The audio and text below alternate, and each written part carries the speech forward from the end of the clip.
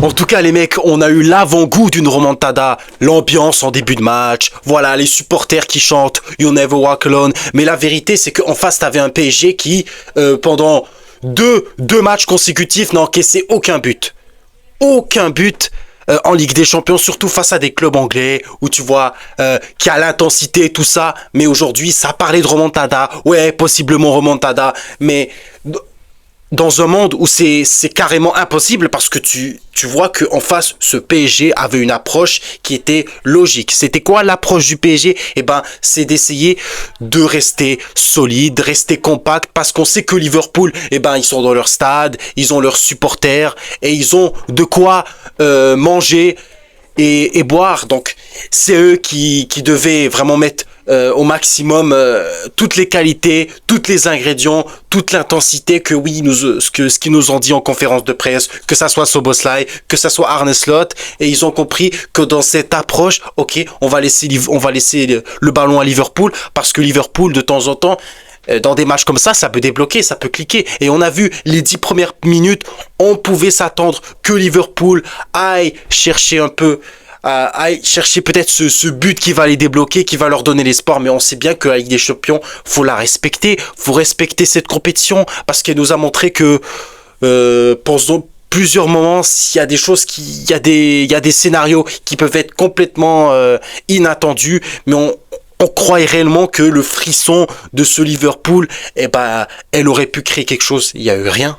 Il y a eu rien en première période, mis à part, t'as peut-être des situations de but qui peut permettre à Liverpool de recoller et revenir dans ces doubles confrontations. Mais on l'a pas vu, cette équipe de Liverpool vraiment convertir ses occasions. On a vraiment eu le PSG en début de rencontre qui a eu les occasions les plus nettes.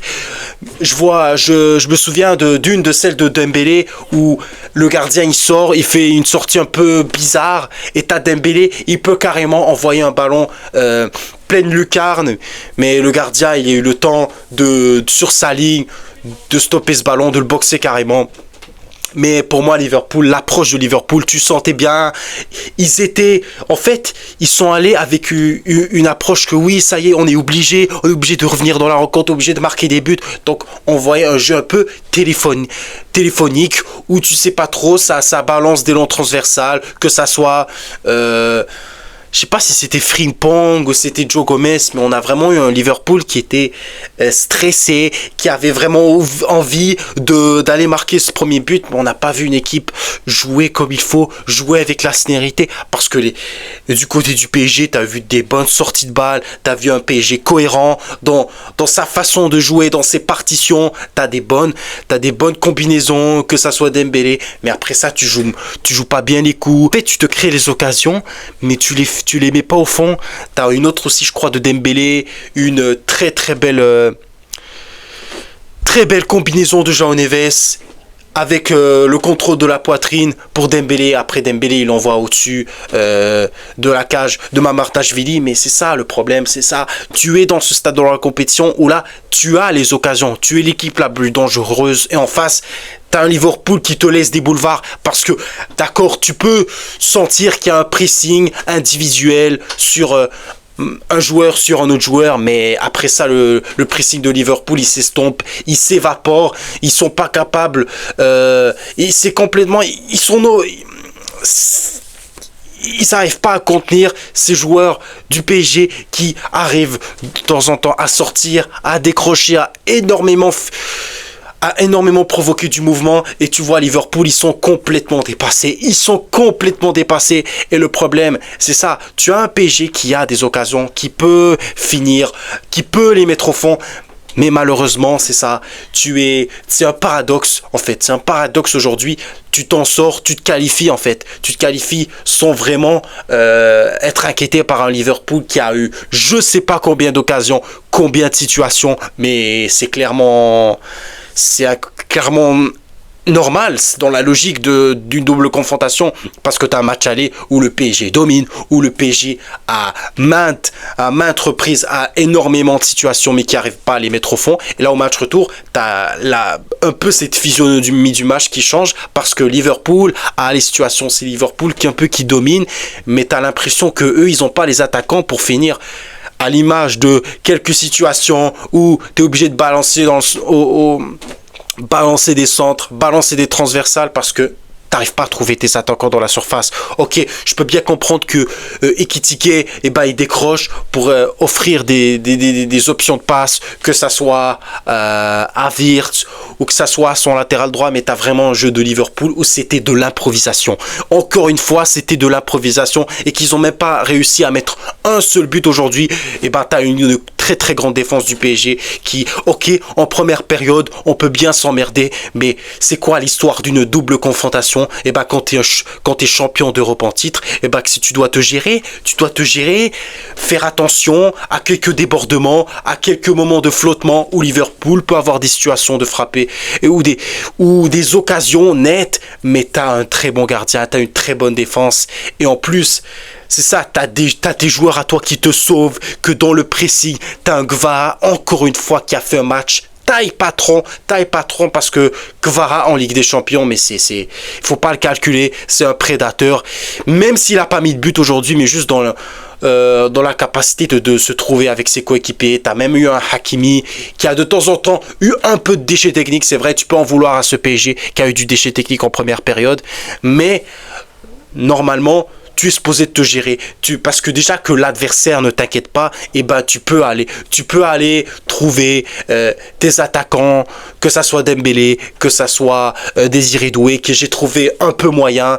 Mais bon, la mauvaise nouvelle qu'on a identifiée en première période, c'est la sortie de Nuno Mendes.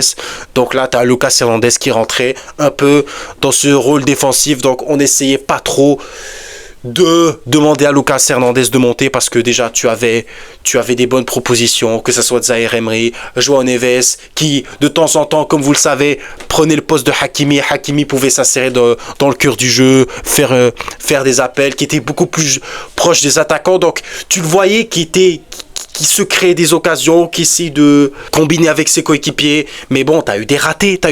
Mais en face, Liverpool, je suis désolé. Ok, l'intensité. Mais après les 20 premières minutes, on n'a rien vu. Donc c'est normal que le PSG ait cette approche-là et qu'en deuxième période, vous l'avez compris, parce que tu as su que Liverpool, ça a commencé à abandonner. Déjà que les 20 premières minutes, si l'adversaire à domicile, il ne marque pas, voilà, tu vois que des supporters, ils sont complètement désespérés parce que tu vois Liverpool qui a tellement d'occasions pour essayer de relancer cette double confrontation, mais il n'y a pas eu de suspense. Et en deuxième période, tu as eu enfin le but qu'il fallait pour complètement sceller la double confrontation. Très très belle frappe de Dembélé. Et aussi j'ai oublié de mentionner la sortie de Désiré Doué sur une action vraiment assez costaud entre Désiré Doué et Szoboszlai. Et tu as cette entrée de Barcola mais qui fait du bien. Barcola, Kvara et ensuite Dembélé qui vient faire le super beau travail, qui frappe. Et encore une fois, tout ce qu'il fallait faire, c'est éteindre la chandelle, éteindre la flamme dans le field, parce que mis à part les supporters qui gueule pendant 10 minutes et après ça on n'entend plus rien en deuxième période, c'est Dembélé qui éteint les espoirs de Liverpool. Et enfin le PSG qui a le moment fort, le moment charnière de ce match, parce que Liverpool, ok, t'as eu l'entrée de certains joueurs des Reds qui auraient pu faire la différence, relancer un peu, mais ils ont fait un match de Ligue des Champions, genre un match normal juste pour sauver leur honneur, mais on n'a pas vu l'adversaire inquiéter le PSG parce que c'est le PSG qui a profité de la fatigue et carrément c'était une équipe qui était en mode dépression, on va pas se mentir, parce que ensuite les occasions s'enchaînent. Et t'as le deuxième but de Dembélé, super belle passe de Barcola, trouvé en profondeur. Et vous savez, quand Barcola, il est dans ces matchs-là, il est décisif lui aussi. Il est décisif parce que je crois que c'est une deuxième passe décisive pour Dembélé. Si vous vous souvenez, il avait fait une autre passe décisive en phase de ligue contre le Bayer Leverkusen. Donc ces joueurs-là, ces deux-là, ils s'entendent très bien. Même si t'avais un Désiré Doué qui pouvait créer ce déséquilibre, mais il y a eu trop de déchets techniques pour Désiré Doué. J'ai comme l'impression que lorsque Luis Enrique a fait les changements, un peu changer un peu parce que le tempo il était du côté PSG, l'intensité, et que c'est bon, Liverpool a carrément abandonné, on va pas se mentir. Il y a 2-0, ça y est, il reste quoi, 10 minutes, c'est le PSG qui avait les clés pour juste effacer Liverpool des radars de cette Ligue des Champions. Malheureusement, quel dommage, parce qu'on aurait pu avoir un match plutôt qui se dispute entre les deux équipes, et on sait que Liverpool, ok, c'est une équipe à Anfield, c'est elle qui peut mettre le tempo, c'est elle qui peut mettre l'intensité, c'est elle qui va choisir les moments où elle va faire mal sur l'adversaire. Mais malheureusement, Liverpool, c'était une équipe mais orpheline, un naufrage malheureusement de Liverpool, un naufrage où tu vois que les deux buts coup sur coup en deuxième période, et ben c'est sur une inefficacité. Et en plus que défensivement, je suis désolé, tu peux pas contenir un milieu de terrain du PSG qui est autant tactile, qui arrive à bouger entre les lignes, et que tu trouves un Warren Zaïre-Emery qui est tout le temps fait des bons appels, qui vient un peu trouver sur le côté gauche. Et c'est la même chose pour Joao Neves, mais tu as eu des joueurs du PSG en forme, en feu, qui ont montré que sur une double confrontation, eh ben, il faut pas qu'il y ait match entre les deux équipes. Match aller, sans débat, tu as fini, tu as terminé Liverpool, tu l'as carrément humilié. Et au match retour, c'est la même chose. Ils ont toutes les occasions, mais au final, il faut les mettre dedans. Et c'est là où le PSG est dans une très très bonne dynamique. Et que là, ils sont inarrêtables. Et on verra en demi-finale qui va se coltiner face au PSG, parce que ce sera soit le Bayern ou le Real Madrid. Et bien sûr, l'info du soir aussi.